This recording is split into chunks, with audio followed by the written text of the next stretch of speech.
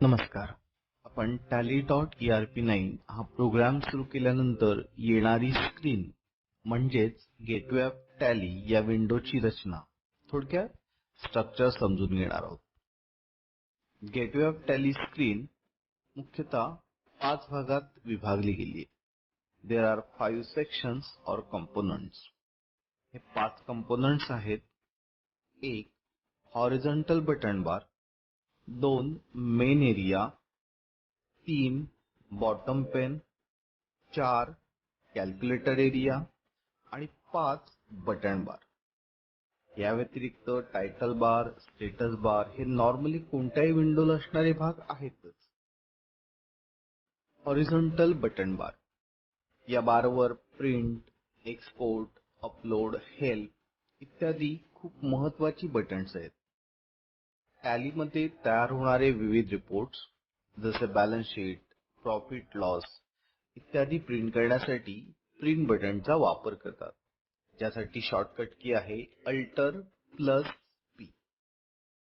आपण टॅलीमध्ये तयार होणारे विविध रिपोर्ट्स, लेजर्स, स्टॉक डिटेल्स इत्यादी एक्सपोर्ट बटनच्या सहाय्याने एक्सेल, जेपीजी, HTML, PDF अशा फॉर्मॅट्स मध्ये एक्सपोर्ट करू शकतो.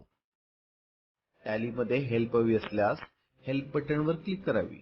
जर इंटरनेट कनेक्शन सुरू असेल तर थेट help.tallysolution.com ही वेबसाईट एक्सप्लोरर मध्ये ओपन होईल. याकरता शॉर्टकट की आहे Alt+H.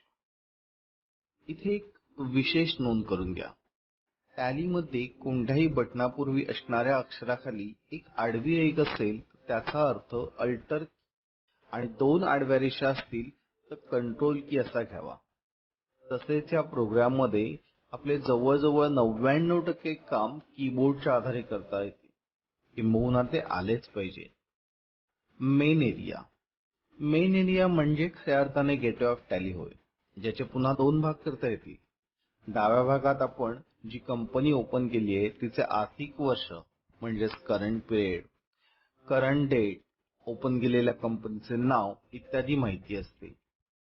करंट पिरियड म्हणजेच कंपनीचे आर्थिक वर्ष, फायनान्शियल इयर ऑफ कंपनी, जे कोणत्याही वर्षाच्या 1 एप्रिल पासून सुरू होते आणि त्या पुढील वर्षाच्या 31 मार्च रोजी संपते.